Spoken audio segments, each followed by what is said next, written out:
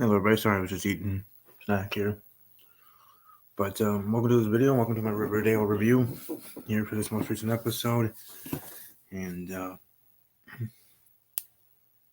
ready to go. As per usual, for the game, and who got spooked, that game is over, but just to share it one more time, I'll be doing a tell-all tomorrow night, 7 p.m. Central. It'll be fun. My football one, I'm talking about Packers. Army underscore strong 06, underscore 06, Stephen K underscore 06 for Instagram, at Stevie K underscore 06 for Snapchat, and at W Teamed for the next week game that I hope to be gassed and part of. Sorry. Anyways, let's talk about recapping Riverdale here. We started the episode with last week's mystery, which on the tape. So, well, sorry to disappoint, but so far for the tape is just 6 hours of it, but he puts it on our house, which I'd like to address. Apparently, FP and Alice are not only together, but now their families are living together in the murder house. Things do move quickly in Riverdale. Anyways, everyone around town has been getting tapes, and they're all the same. They can watch the outside of their houses for hours on end. I love how closely Archie sits to the TV, which is interesting. I mean, didn't he work around his house at first? Alright. Will be the dumbest thing he has done. Sorry, June. The tapes don't include any messages whatsoever, so they have the entire town on edge wondering who's watching them so closely. And seeing as how it's the day before Halloween, it's not the best time to be so jumpy. Over at their house, Tony asks Cheryl if they can finally bury Jason, who's currently watching them carve pumpkins with his unchanging eyebrows, I can only assume are tattooed on his corpse, which is creepy in its own right. But we really need to address how he hasn't fully decomposed. What kind of chemical are they using to keep him around? Long story short, Cheryl agrees to bury him, but warns Tony that he's not going to like this. And she's right. By the time they make it back inside, there's a doll waiting for them. Cheryl claims that Jason's ghost is mad. So Tony promptly throws the doll in the trash. So in the news, Tony wants to love Cheryl out for still being with her despite her obsession with the corpse. But hey, all good. Whatever works with their relationship keeps their relationship hot. They're a hot couple. Whether characters or if they were dating in real life. Anyways, at Stonewall Prep, Jughead finds a brochure for the army and Moose's things. Apparently, the kids at school are calling him Gargoyle Boy, which honestly isn't as embarrassing as Marmaduke, but hey, Marmaduke. Jug then heads to class where Brett threatens him by mentioning the Stonewall 4 students that vanished from the school without a trace over the past 30 years. More on that later.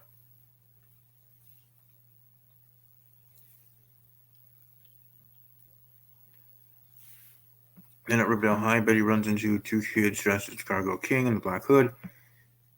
I know teenagers are the worst, but are you freaking kidding me? They dressed up as the 2 serial killers that recently terrorized their own town. Sure, terrorized them a little bit. One of whom is Betty's father. I mean, come on. And who thought this was okay? Not Mr. Honey, who quickly makes the students take off their costumes. I mean, thank goodness for that. And speaking of the new principal, Reggie gets Kevin to agree to help him trash Mr. Honey's office that night, which results in the most boring story of its entire life, an entire episode, entire series, whatever. But I'll sum it up for you. They get caught. Mr. Honey's very mad and tells Kevin he'll never get into NYU after tonight. Kevin then gives up Reggie, and Mr. Honey says to Reg, "Do you think this has anything to do with your father abusing you? How is that okay?" And then after Reggie cleans up Mr. Honey's office, he walks outside to find that his car has been trashed. One thing is for sure, this guy is not a principal, but But anyways, let's get to the Halloween stuff, shall we? For Jughead, while Jughead starts researching the Stonewall 4, Donna offers him coffee, drugs him, and he wakes up in a coffin. That's what he. That's where he remains for the rest of the night. The end for now. Archie, in order to keep Dodger from harming anyone, he's mad about Archie beating him up. Archie and Monroe host a Halloween party at the community center. Thankfully, Veronica's friend Katie Keene, wink, is able to make them all last-minute costumes. For Archie, she crafts Pure Heart, the Powerful, which looks as terrible as it sounds, but hey. And then there's Monroe, who's the Shield, I guess. All right. Not WWE the Shield, but still. But of course, teens in Spanish can't protect an entire town of teens, so when Dodger and his buddies, show up and repeat to leave, Archie calls FP, and when FP doesn't pick up, he leaves him a voicemail. So, just call 911, ever, or generally. Anyways, FP does eventually show up, but he's too late. Dodger shoots Eddie, one of the teens, in the leg, and even though Eddie will recover, Archie wants to do more.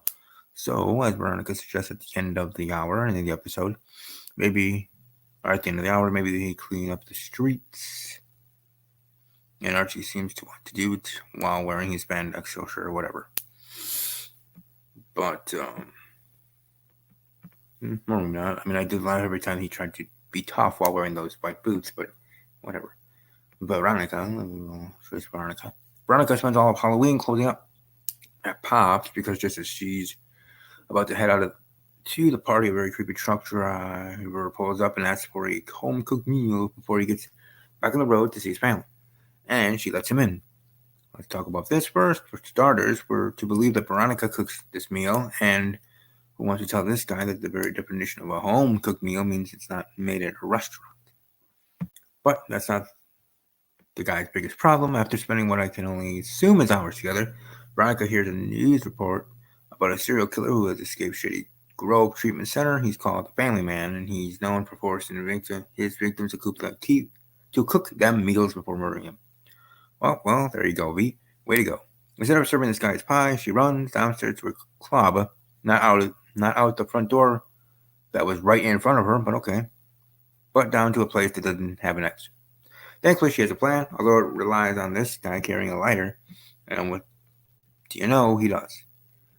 So she cuts the lights and fills the bowl with alcohol, and the moment he puts his lighter up to his face, she pours the alcohol on him and runs, leaving him to burn in the club. So that was fun. Tony and Cheryl, or should I say Harley Quinn and Poison Ivy, stop making out when they hear one of the babies crying, which is a good reminder that these two are basically teen moms. But when they find that the babies are perfectly fine, Anna Rose points them to the chapel. After they find the doll Tony threw, in Jason's old wheelchair.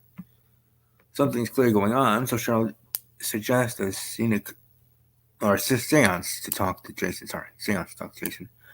Tony caves, but all they find out is that the spirit's name starts with J, and Nana claims it isn't Jason at all. She says it's Julian. Who's Julian, you ask? Cheryl and Jason's triplets, Julian. It seems Cheryl ate him in the womb, and Penelope was so distressed that she bought a doll and reared it as if it were a child alongside her children, because, that's normal and fun. Then, when Cheryl and Jason got too old, Penelope put the doll in the attic, and now Julian's spirit is haunting this little house. So, at this point, Tony has had enough. She knows that Cheryl is playing with her, making it seem like things were better when Jason was around. So Tony compromises. Cheryl can dig up the corpse of her dead brother if she buries the doll in its place. But not Cheryl. It's a compromise, Tony, but okay. But surely a doll can't be attributed to be completely human. But it doesn't matter because the plan doesn't work. The next day, even after digging Jason up, Tony finds the doll back on her bed. Cheryl admits to the Halloween foolery, but she says she had no idea how the doll got back into the house. Betty plans for Halloween are simple. Hand out candy and watch movies with Jelly. But when you live in Riverdale, nothing can be that simple. Someone starts prank calling Betty and claiming to be the Black Hood while reciting lines from When a Stranger Calls. Just as they get the epic "it's coming from inside the house" line, Charlie shows up with a pizza in hand. Betty tells him about the call and half brother offers to trace it. Their plan works, and Betty finds out the call was coming from Shady Grove Treatment Center where Polly's staying. Betty then calls her sister to tell her that she's dead to her, but before Polly can explain, Betty hangs up. So they're going to go ahead and say that we're all thinking it was Charles. Polly sounded genuinely shocked by the accusation that it was Charles who told Betty where the call came from. Speaking of Charles, he tells Betty she'd be a good candidate for the junior FBI program, something she discusses with Jughead the next day once he escapes his coffin. Mr. Chipman lets him down. Turns out it's part of some truly